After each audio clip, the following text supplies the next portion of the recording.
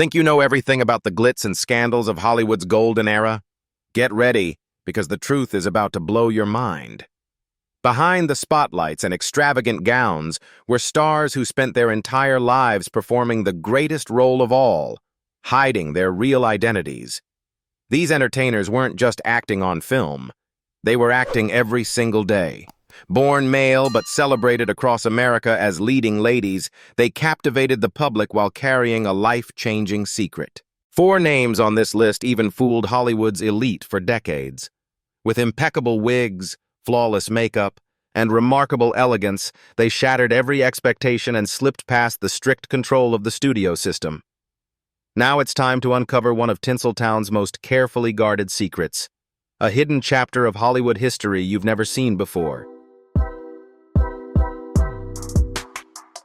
Alla Nazimova was a groundbreaking silent film star and Broadway actress known for her bold, avant-garde style and her refusal to follow traditional gender expectations. Born in Russia, she rose to prominence in the United States, becoming a major figure both in early Hollywood and on the stage. Off-screen, she was part of a discreet queer network within the film industry, and is often credited with coining the term sewing circle to describe a group of lesbian and bisexual women in Hollywood, herself included. Though not identified as transgender by today's definitions, Nazimova pushed against conventional gender roles through her masculine presence, androgynous performances, and same-sex relationships. She rejected domestic norms, embracing a lifestyle that stood apart from the typical female roles of her era. Her home, the Garden of Allah, became a well-known sanctuary for queer artists and intellectuals at a time when being openly queer or gender non-conforming could destroy a career. Nazimova navigated this world through coded language and strategic alliances. While she died in relative obscurity in 1945, she is now remembered as a queer icon who quietly resisted early Hollywood's strict gender expectations. Her legacy continues to inspire people who strive to live authentically.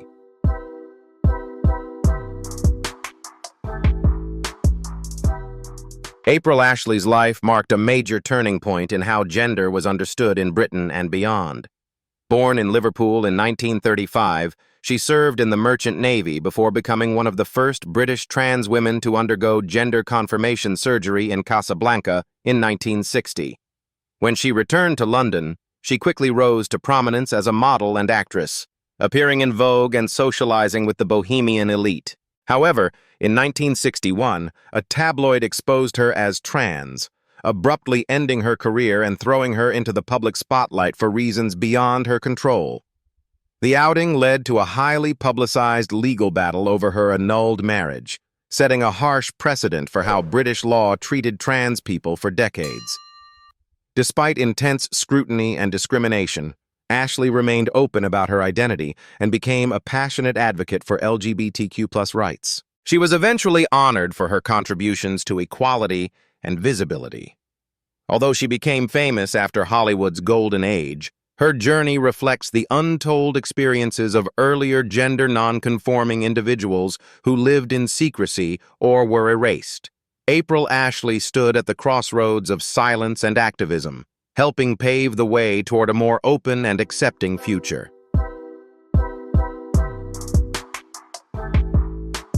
Barbara Stanwyck remains one of classic Hollywood's most iconic stars, known for her tough, independent on-screen presence and commanding roles. Off-screen, she was equally private, and throughout her career, rumors circulated about her sexuality, her masculine energy, and her guarded personal life. While there is no concrete evidence that Stanwyck identified as trans or non-binary, modern queer and trans interpretations often revisit her life and work through a new lens. She frequently portrayed strong, self-reliant women who rejected traditional ideas of femininity and domesticity. Unlike many of her peers, she avoided the typical Hollywood narratives of marriage and motherhood, both on and off screen.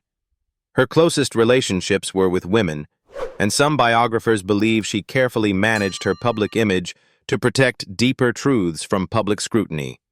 Stanwyck never addressed the speculation, and the studios helped preserve her carefully crafted persona. In today's context, She represents the complex pressures faced by gender non-conforming individuals in a tightly controlled industry. Whether or not she fits within modern definitions of queerness or gender diversity, Stanwyck's legacy reflects quiet defiance and the coded resilience needed to survive Hollywood's rigid expectations. Barbett, born Vanderclyde Broadway in Texas in 1899, blurred the lines between gender and performance long before drag became a mainstream term.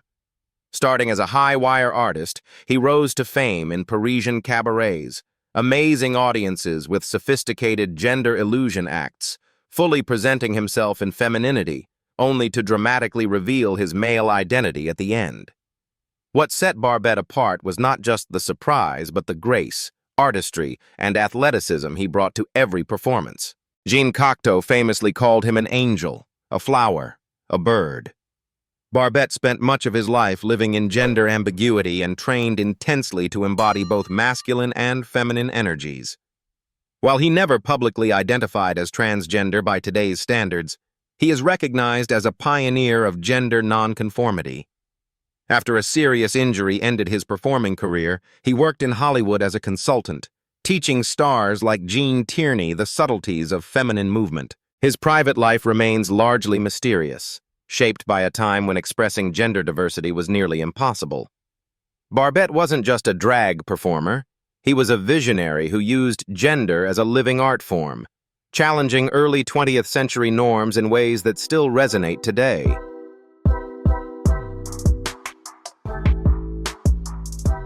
Billy Tipton was a skilled jazz musician who lived and performed as a man for decades, with his trans identity only revealed after his death in 1989. Born Dorothy Lucille Tipton in 1914, Billy began presenting as male in the 1930s to pursue a career in the male-dominated jazz world. He toured extensively across the American West, recorded albums, and led successful bands. But his identity was not just a stage act. Tipton lived fully as a man, maintained long-term relationships with women, and raised adopted children who knew him only as their father. He carefully kept his medical history private, and even his partners assumed his physical differences were the result of past injuries. When he died from untreated ulcers, the revelation of his assigned sex at birth shocked his family and triggered sensational media coverage that portrayed his life as a deception. Today, Tipton is honored in trans history as a powerful example of the lengths people have gone to live authentically in a world without the language or acceptance for their identities. He wasn't performing. He was living a truth the world wasn't yet ready to understand.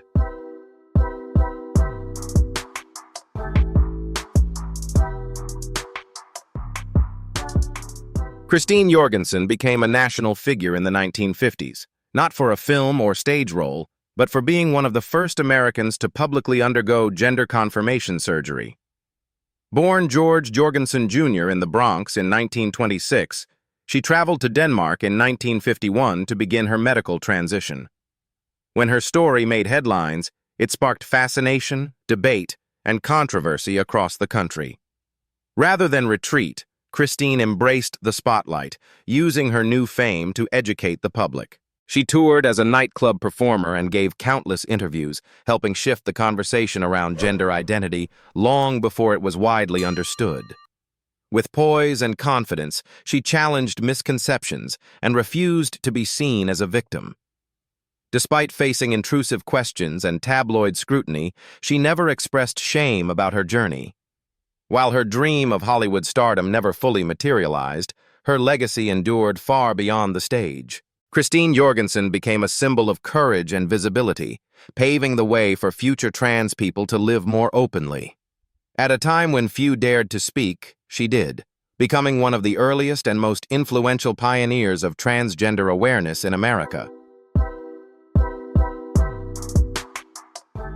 Danny Laroo was a captivating entertainer who rose to prominence in post-war Britain, heavily shaped by the performance traditions of the Golden Age. Born in Ireland and raised in London, he served in the Royal Navy during World War II before discovering his passion for theater. In the 1960s and 70s, he became a household name as a drag artist celebrated for his glamorous gowns, powerful singing, and sharp comedic timing that delighted audiences from all walks of life. Although Laroo identified as a gay man, not a trans woman, his performances defied gender norms at a time when cross-dressing could still be illegal. He owned his own nightclub, starred in popular West End shows, and even headlined in Las Vegas, a rare achievement for any British performer, especially one in drag. His style was sophisticated and theatrical, channeling the glamour of Hollywood starlets rather than relying on parody. While Laroo never claimed a transgender identity, his work helped introduce mainstream audiences to the concept of gender as performance. His legacy remains an essential part of queer cultural history, demonstrating how theatricality and visibility helped shift public perceptions long before gender fluidity entered widespread conversation.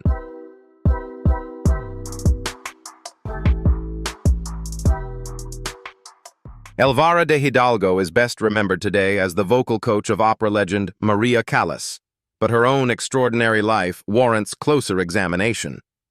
Born in Spain in 1891, Hidalgo was a renowned coloratura soprano in the early 20th century, earning international recognition for her voice and artistry. While there is no definitive proof that she identified as transgender or gender nonconforming, some opera scholars and historians have speculated about her masculine traits, commanding presence, and resistance to the traditional female roles of her era.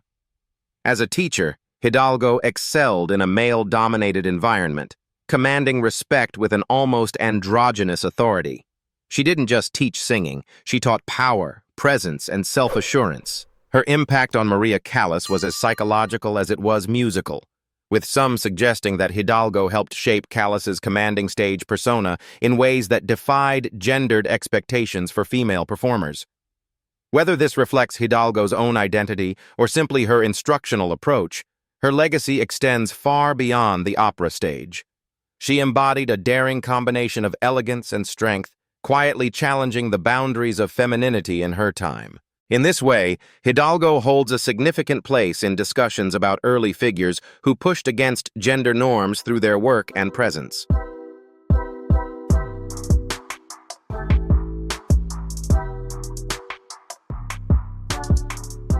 Frances Farmer was one of the most complex and misunderstood actresses of the 1930s and 40s, representing how Hollywood punished those who refused to conform.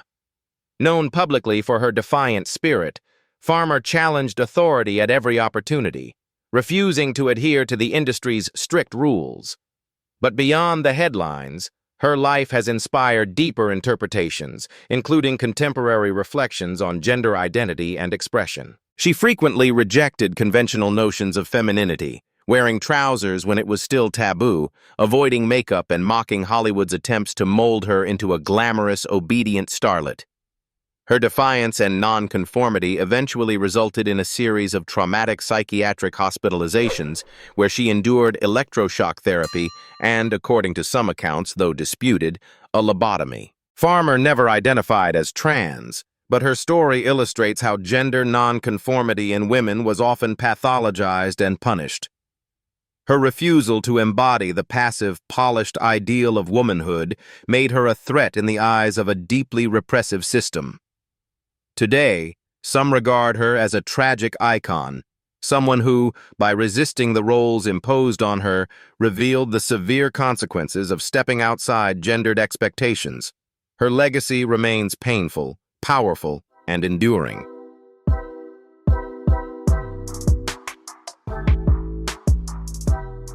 Glattis Bentley was a daring and pioneering blues singer, pianist, and performer who illuminated Harlem's nightlife during the Harlem Renaissance. Born in 1907 in Philadelphia, she rejected the roles traditionally imposed on black women in early 20th century America and embraced an identity that was openly queer and masculine. Clad in tuxedos and top hats, Bentley captivated audiences with her risque improvised lyrics, masterful piano playing, and flirtatious interactions with women. Her performances at legendary venues like the Clam House and the Ubongi Club made her a celebrated figure throughout the 1920s and 30s. However, As the post-World War II era shifted toward conservative values, Bentley's defiance of gender norms drew scrutiny. In a 1952 Ebony article, she claimed to have altered herself through hormone therapy and even stated she married a man, remarks many believe were influenced by societal pressure. While she did not identify as transgender by contemporary definitions, Bentley's masculine presentation and refusal to conform to gender expectations make her an important figure in the history of gender nonconformity. Her legacy reflects a period when queerness and gender fluidity boldly existed in the spotlight before being pushed into the shadows by a less accepting world. Thank you for watching. Don't forget to like, share, and subscribe to the channel so you never miss a new video. See you in the next one.